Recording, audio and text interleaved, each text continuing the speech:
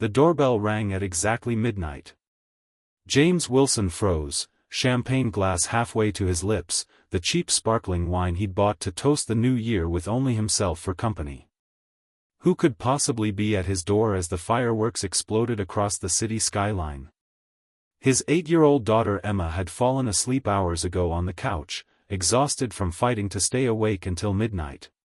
He gently moved her head from his lap and approached the door with caution. If you're enjoying this story so far, please hit that like button and subscribe to our channel for more heartwarming content that will touch your soul. Your support means everything to us. When James opened the door, the last person he expected to see was Katherine Chen, the formidable CEO of Horizon Technologies, his boss of 3 years whom he'd barely exchanged more than professional pleasantries with. Yet there she stood in the hallway of his modest apartment building, snowflakes melting in her dark hair, holding what appeared to be a gift basket and wearing an expression he couldn't quite read. "Mr. Wilson," she said, her usual commanding voice somehow softer. "I hope I'm not intruding." James stood speechless, acutely aware of his worn sweatpants and faded t-shirt. Behind Katherine, he could see her luxury car idling at the curb, her driver waiting patiently in the gently falling snow. "Miss Chen? Is everything okay?" he finally managed, running a hand through his disheveled hair. "James," she said, using his first name for perhaps the first time ever. "May I come in? I won't stay long." The past year had been the hardest of James's life. After losing his wife Sarah to cancer 18 months ago, he'd been barely keeping it together for Emma's sake. His performance at work had suffered, he'd missed deadlines, fallen asleep during meetings, and nearly lost the job that was their only financial lifeline. The rumors around the office were that layoffs were coming after the holidays, and James knew his name would likely be at the top of the list. Katherine stepped into his apartment, her eyes immediately falling on Emma asleep on the couch, surrounded by the modest New Year's decorations James had put up to maintain some semblance of celebration. "Your daughter?" Katherine asked, her voice unexpectedly gentle. "Yes, that's Emma," James replied, still confused by this surreal midnight visit.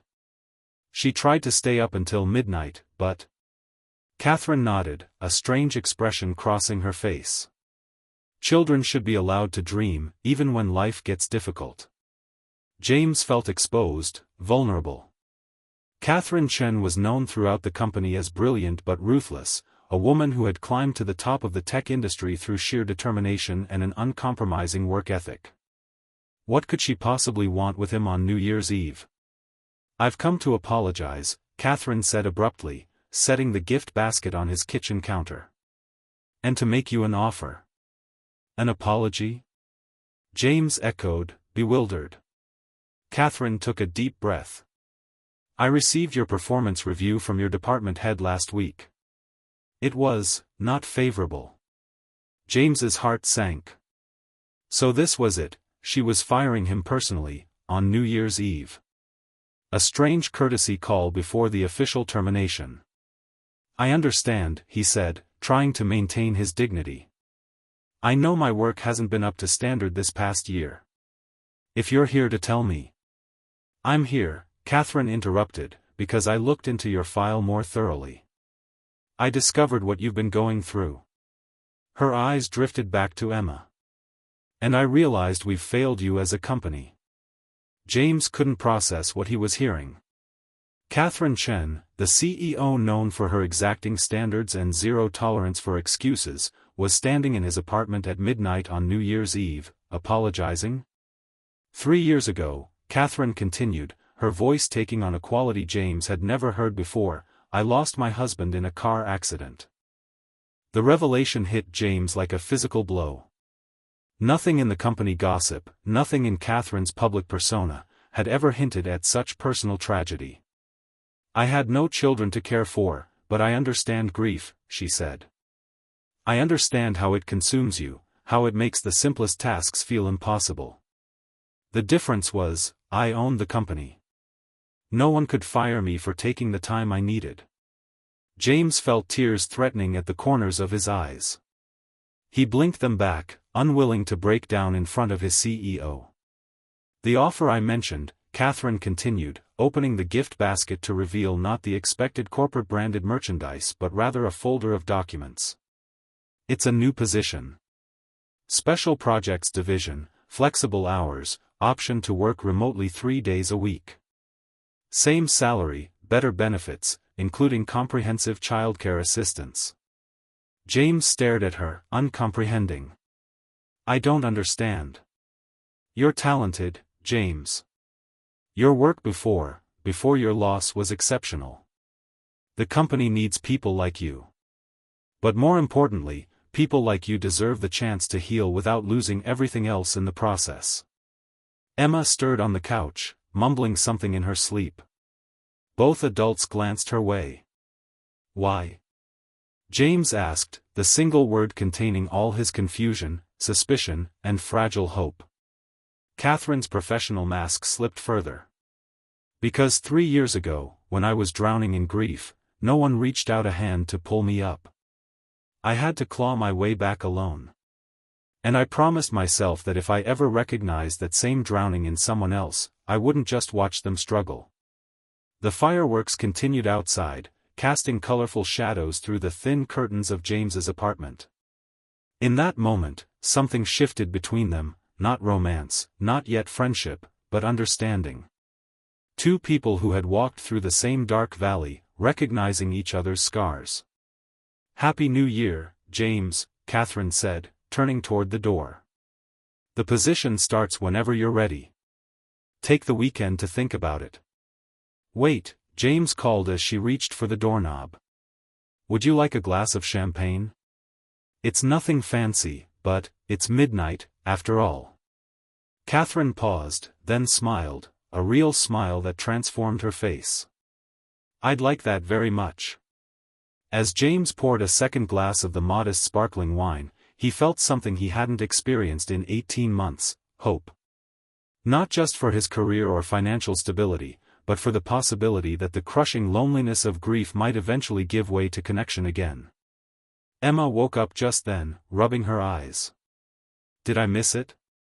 Did I miss midnight? Katherine checked her watch. It's 12:08. You only missed 8 minutes of the new year. There's plenty left. Emma looked curiously at the stranger in their apartment. Who are you? This is Ms. Chen, James explained. She's a friend from work. Katherine extended her hand formally to the little girl, who giggled at the adult gesture before shaking it. You can call me Katherine. The three of them toasted the new year together, an unlikely trio connected by chance, circumstance, and perhaps something more meaningful than either adult was ready to acknowledge. What James didn't know then was that this midnight visit would change everything, not just his career, but his understanding of human connection, of second chances, and of the unexpected ways healing can find us when we least expect it. Over the following months, James thrived in his new position. The flexible schedule allowed him to be there for Emma's school events and doctor appointments without the crushing guilt of neglecting his work responsibilities. His creativity returned, leading to innovations that benefited the entire company. Katherine's initial professional interest in James's recovery evolved into genuine concern, then friendship.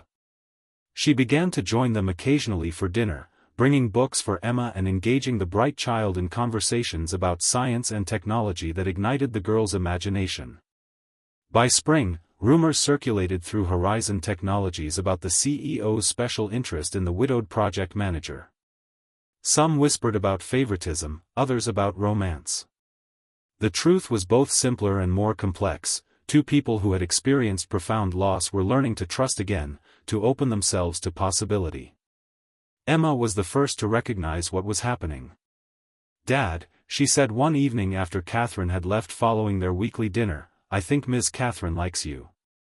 Likes you. James had laughed, brushing off his daughter's observation.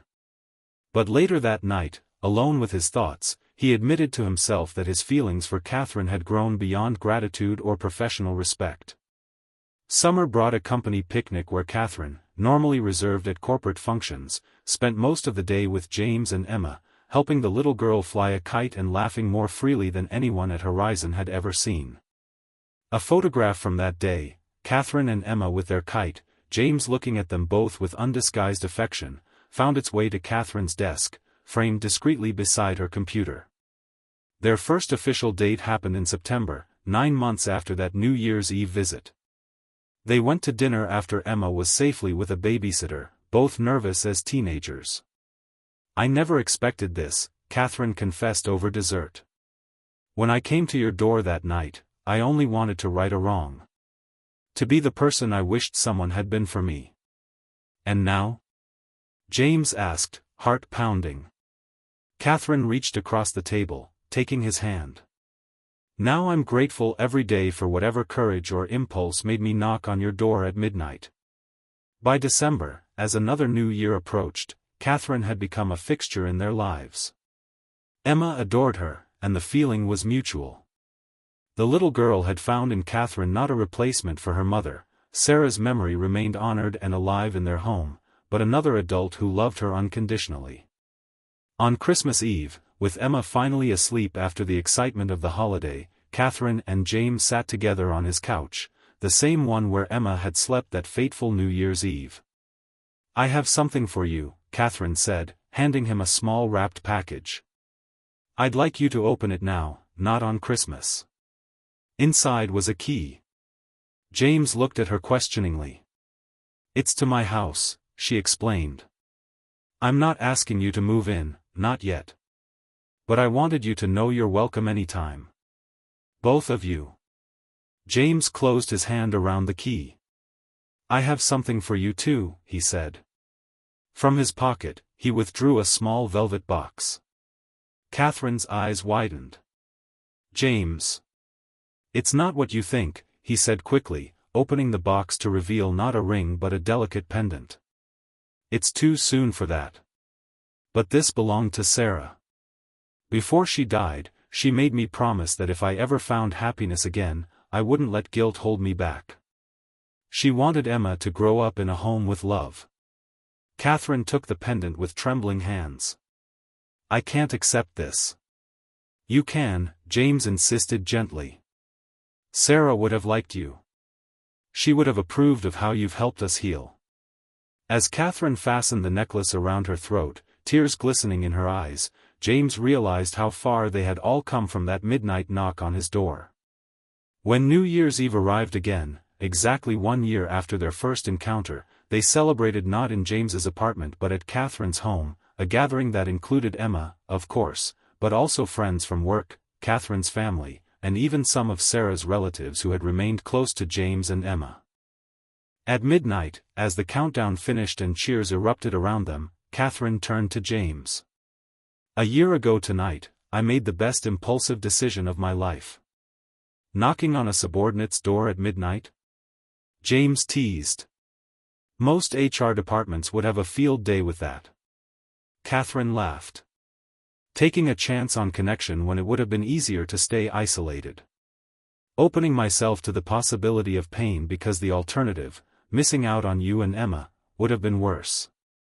As they kissed at midnight, Emma squeezed between them for a group hug. James reflected on the unpredictable nature of healing. How sometimes it comes in expected forms: time, therapy, support groups, and sometimes it arrives unexpectedly on your doorstep at midnight on New Year's Eve, in the form of a person brave enough to reach across the divide of shared pain. The single dad who thought he'd start the new year alone had found not just companionship but a new definition of family, one built not on replacing what was lost, but on honoring it while creating something new, something that contained echoes of the past but wasn't limited by it. And as the new year began, James realized that grief hadn't disappeared from his life, it never would, but it had made room for joy to exist alongside it. The capacity for both was what made them human, what connected them to each other, and what would carry them forward into whatever the future held. If this story touched your heart, please don't forget to like this video and subscribe to our channel. Your support helps us continue sharing stories of hope, healing, and unexpected connections. Remember that sometimes the most beautiful beginnings can come from what feels like an ending. Thank you for watching, and we'll see you in the next video.